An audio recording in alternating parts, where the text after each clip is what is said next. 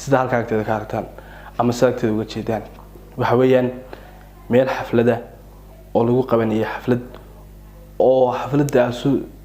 uu joogan dad Soomaaliyeed haba ka soo kala jeedaan Jamhuuriyadda Soomaaliya iyo Soomaaliya labada calanka buluuga ee Soomaaliya iyo sidoo kale calanka Soomaaliland xuduud ku qoray ayaa goobta ka muuqanaysa ka muuqata. Assalaamu calaykum waraxmatullaahi wabarakaatuh. soo dhawaada saaxiibayaal muuqaalka sheergareeya markii korinta soo martaa dadka waxaan ka codsanaa wada muuqaalkeeda meel gaarsiiso aad iyo aad baad mahadsan saaxiibayaal ku mahadsan joogitaankeena kamid soo dhawaada maalin wacan habeen wacan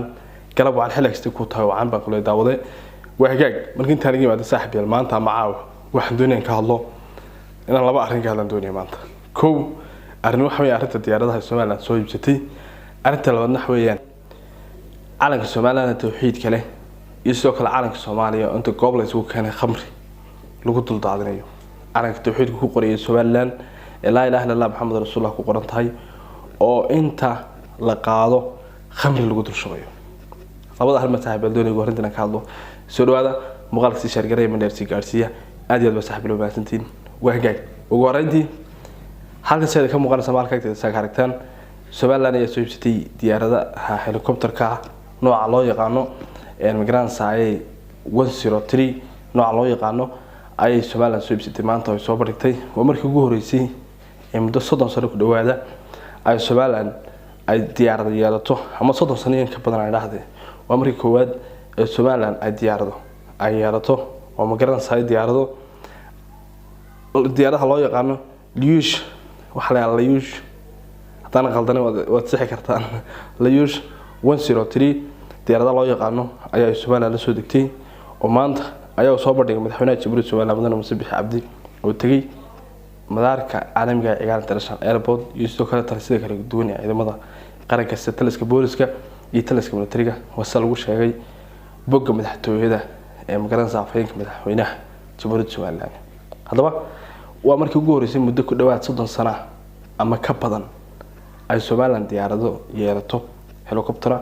waxaana weeyaan arrin si aad iyo aad maanta baraha bulshada u qabsatay oo Migrant Saay ee Soomaaliland markii ugu horeysay oo ay Migrant Saay diyaaradaha noocan ah ay sheegto inay Migrant Saay iibsatay waayahay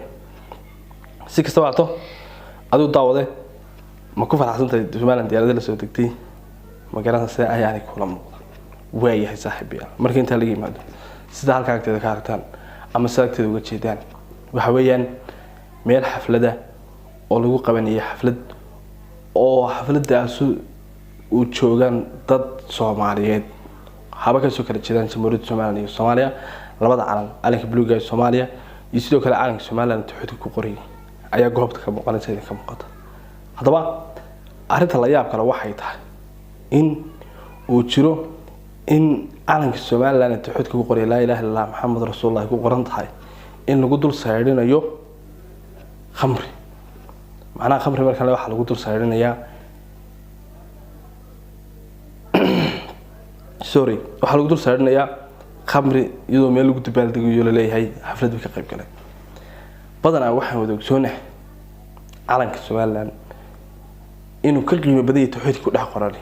murubayna la ilaaliyo u baahan dadka Soomaaliland dariska ama dadka landriskayna aan ka warhayn marka xafladaha jiraan state oo kamay la xiraata ka June iyo maalmaha kale la midka ahba calanka Soomaaliland si aad loo qaata mana la daryeelo soo tawxiid ku qoran culimadana si aad iyo aad uga hadashay ma la daryeelo ma la ilaaliyo dana laga maqlo hadaba dhibaatada taagan waxay tahay tii ugu weyn maanta in dhacdo waxaad u jeedaan ma aad aragtaan calanka Soomaaliland la ilaaha illallah qoran Muhammad rasuulullah ku qoran oo Migrant Saay lagu sameeyo khamri lagu dul daadinayo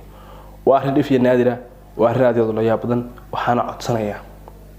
inaad cidda muuqaalka soo gelisay cidda duubtay cidda kamid ah inaad iga gaarsiisaan in calanka ka saaraan oo calanka khamriga lagu dul qoyo la ilaaha illallah Muhammad rasuulullah ku qoran tahay in laga daayo laga saaro report kana dadka ka qayb gala goobtaas way garanayaan cidda ka duubtay cidda yihiin inaad muuqaalka gaarsiisaan oo muuqaalkan wuxuu xujo kugu yahay inaad u heeliso kelmadda la ilaaha illallah Muhammad rasuulullah inaad u heeliso calanka quruxda badan ee Soomaaliland inaad u heeliso calanka quruxda badan ee Soomaaliya waayo walaalihiin wada dalkeeni kala weeyaan meel ma kala jirno wada dhashay meel magarada isku dhigay isku dhacaan hadad walaalaabeenahay calanka Soomaaliya dhibaatada soo gaadhawana dhibasa Soomaaliland dhibaatada soo gaadhawana dhibasa ka Djibouti dhibaatada soo gaadhay dhimas ka maamul goboleedyada dhibaatada soo gaadhay dhimas calanku wuxuu ka turjumaa ummad iyo qoomiyad sharaf iyo karaamo leh haddii aad garan weydo qiimaha calankaagu leeyahay haddii aad fahmi weydo halka kuugu jira calankaagu wuxuu kuu qabanayo wuxuu kaaga turjumayo dhibaatada leedahay badanaa dadkeena Soomaaliyeed calamada kala gedisan ay leeyihiin inkastoo calamo badanay وعلامات iyagu marka hore shanaha hadana shamanaan kale iyo kumanaan kale soo dilaaceen ama shanyaal kale waa raahday ayaa hadana ma garanaysaa dhibaato jirta waxa ay tahay in ay jiraan inaan dadkeenu aan fahansanin calanka tawxiidku ku qoran yahay qiimaha uu leeyahay ama calankaaga qiimaha uu leeyahay marka soo dogaatid qiimaha calankaaga ku fadhiyo waa markasto ay suura gasho inaad qof qowlo bil aadanka kale ay magaranaysaa ixtiraami karaan inaad tahay si kastaba ha ahaato ma ku soo gaadhay daawada adiga calanka tawxiidka leh oo khamri lagu dul daadinayo si faham muuqaalkan wuxuu kaaga baahan yahay inaad u helayso kelmadda tawxiidka aad iyo aad ba saaxiib mahadsantahay kuma la joogtaan keenay soo dhawaada muuqaalka si fogeeya aad iyo aad mahadsantahay